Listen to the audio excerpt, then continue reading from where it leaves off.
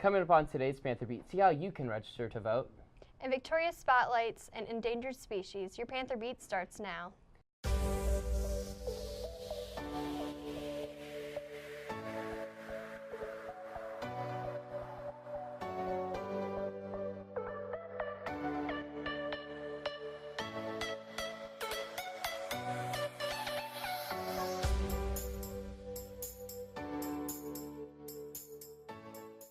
Hey O'Fallon, I'm Alec. And I'm Taylor Smith, and this is your Panther Beat for Wednesday, March 21st. Seniors, if you are looking for extra graduation tickets, several clubs are auctioning off reserved seats, including the Animal Rescue Club. Bidding begins Monday, March 26th and ends Wednesday, March 28th. Email Miss Mister at mrk@oths.us.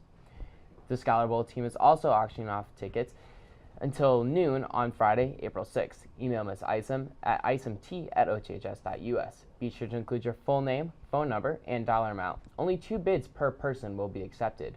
Winners will be notified by midnight on April 6th. Payment is due April 9th.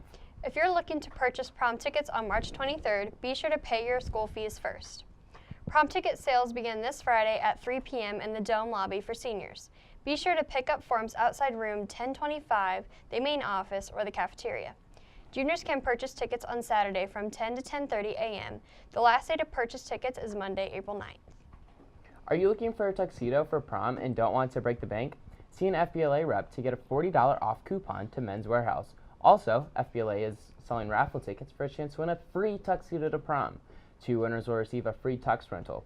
Raffle tickets are 1 for $5 or 5 for $20. Stop by room 105 or 109. The drawing is Friday, March 23rd, after school. Juniors, if you have a 3.5 GPA in a social studies class and a 3.0 overall, consider joining the Rho Kappa Social Studies Honor Society. See a social studies teacher or stop at room 306 or 412 to pick up an application. If you have a photo with your pet, email it to the yearbook staff to be included in the yearbook. Be sure to check out the open gyms and conditioning opportunities posted outside the athletic director's office. Many Americans went to the polls yesterday to vote in the primary election, but one demographic doesn't always participate. Here's Will Denman with more. In light of the Illinois primaries that took place this week, we decided to see why it is important for students to vote.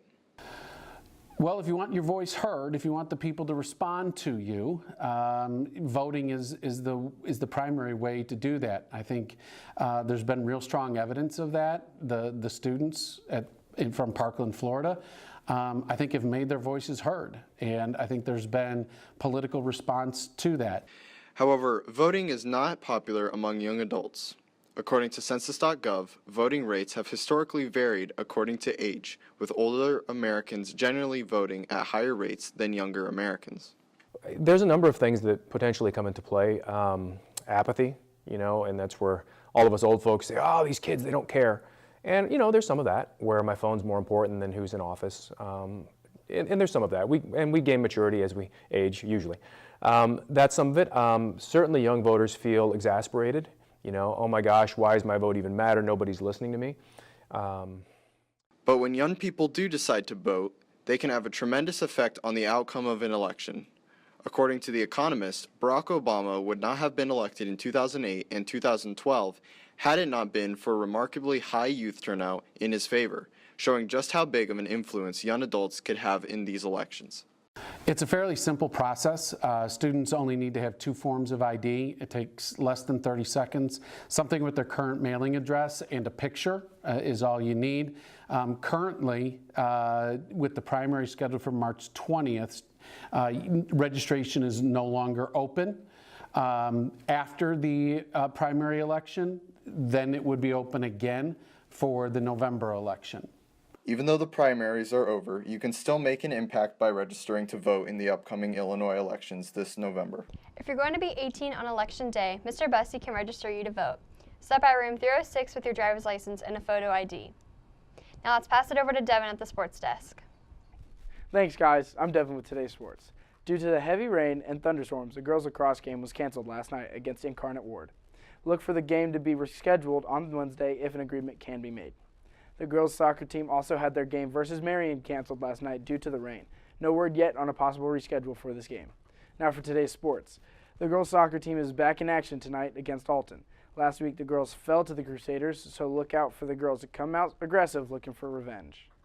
The girls' track team competes in their first conference meet today at Granite City. Teams at the meet include O'Fallon, Granite City, Edwardsville, and Alton. The softball team plays Waterloo tonight at 4:15 on the road. Look for Haley Yanger to lead the Panthers. That's it for today's sports. Good luck to all of our teams competing tonight, and have a great day, everyone. Hey, O'Fallon, I'm Kyan Robinson with your birthdays. Birthdays for today go out to Ryan Bloom, Jada Bowie, Alexis Former, CJ Robin, and Aurora. And a special happy birthday goes out to Miss Lukemeyer. That's all from me. Now back to the news desk. And now for the club news. Chemistry Club meets Friday after school in room 811. Make sure to bring winter gloves.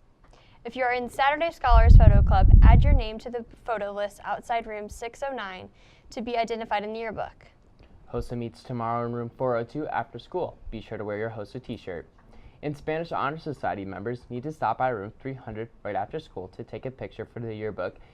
New members are always welcome. There will be cake. Japanese Culture Club meets today to discuss Japanese holidays. That's it for today, O'Fallon. Have a great day, everyone. Stay tuned for more information about endangered species. This week we should begin to think about the smallest rhino species, the Sumatran rhino.